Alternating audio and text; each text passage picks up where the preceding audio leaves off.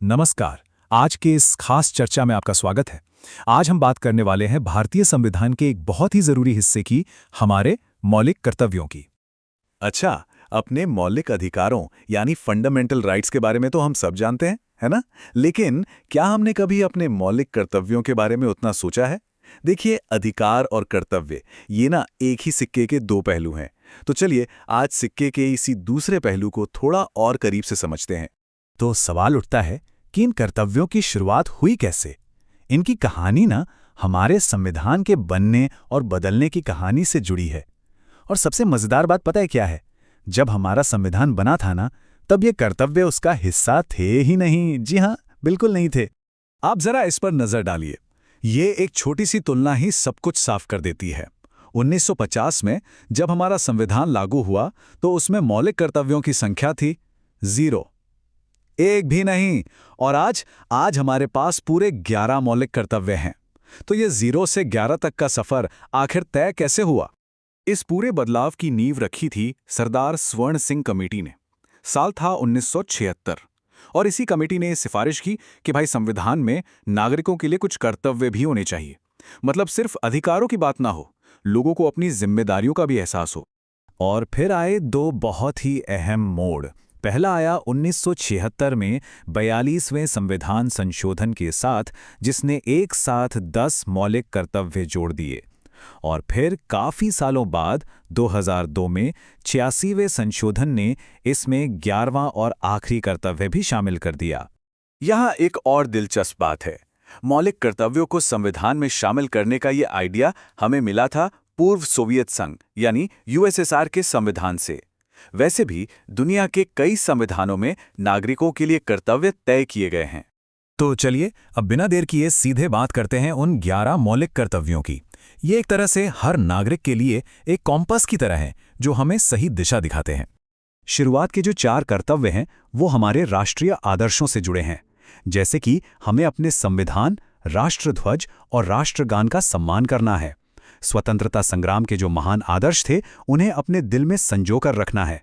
देश की संप्रभुता, एकता और अखंडता की रक्षा करनी है। और हाँ, जब भी देश को जरूरत पड़े उसकी रक्षा के लिए हमेशा तैयार रहना है। या एक बहुत जरूरी बात पर ध्यान दीजिएगा, खासतौर पर जो लोग कॉम्पिटिटिव एग्जाम्स की तैयारी कर रहे हैं।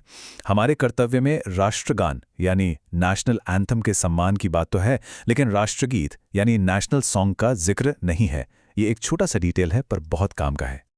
अब आगे बढ़ते हैं। अगले कुछ कर्तव्य हमारे सामाजिक और पर्यावरणीय तालमेल पर जोर देते हैं। इनमें क्या क्या शामिल है? आपसी भाईचारे को बढ़ावा देना और महिलाओं की गरिमा का सम्मान करना। हमारी जो मिलीजुली संस्कृति है उसकी विरासत को बचाए रखना। हमारे प्राकृतिक पर्यावरण जैसे जंगल, झीलें, नदियां, इनकी रक्षा करना। और हाँ, वैज्ञानिक सोच और मानवतावाद को अपनाना।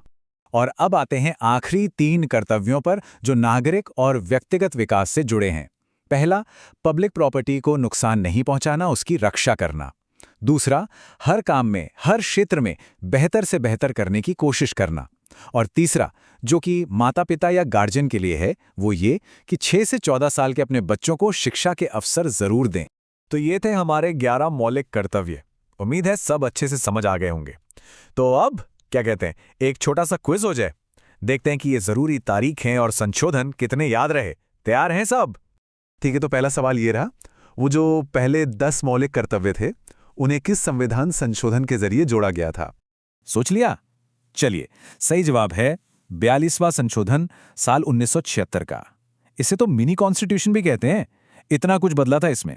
ओके, अब दूसरा सवाल, जो 11वां मौलिक कर्तव्य है जो शिक्षा से जुड़ा है, उसे किस संशोधन से जोड़ा गया? और इसका सही जवाब है 86वां संशोधन, जो साल 2002 में आया था। यह शिक्षा के अधिकार यानी राइट टू एजुकेशन की दिशा में एक बहुत ही बड़ा कदम था। बहुत बढ़िया, क्विज तो अच्छा रहा, पर अब एक बड़े सवाल पर आते हैं। आखिर ये सारे कर्तव्य इतने जरूरी क्यों हैं? क्या ये सिर्फ रूल्स की एक लिस्ट है? नहीं, बिल्कुल नहीं। असल में ये कर्तव्य हमें हर पल याद दिलाते हैं कि हम जो भी अधिकार पाते हैं उसके साथ एक जिम्मेदारी भी आती है। ये दोनों साथ साथ चलते हैं, एक के बिना दूसरा अधूरा है। बिल्कुल वैसे ही जैसे एक गाड़ी के 2 पहिए। अगर हम इसे संक्षेप में देखें तो ये कर्तव्य क्या करते हैं? ये नागरिकों में अनुशासन और एक तरह की प्रतिबद्धता की भावना लाते हैं। ये हमें देश को बनाने में यानी नेशन बिल्डिंग में एक्टिव हिस्सा लेने के लिए प्रेरित करते हैं। और इन सबसे ऊपर ये हमारी राष्ट्रीय एकता और अखंडता को और भी मजबूत बनाते हैं। तो आखिर में ये पूरी बातचीत हमें एक गहरे सवाल पर लाकर छोड़ देती है। एक आदर्श नागरिक होने का असली मतलब क्या है? शायद इसका जवाब इसी बात में छुपा है कि हम अपने अधिकारों को जानें, उनका इस्तेमाल करें, लेकिन साथ ही अपने कर्तव्यों को भी पूरी ईमानदारी से निभाएं। इसी संतुलन में शायद एक बेहतर नागरिक और बेहतर देश का राज छिपा है। इस पर जरूर सोचिएगा।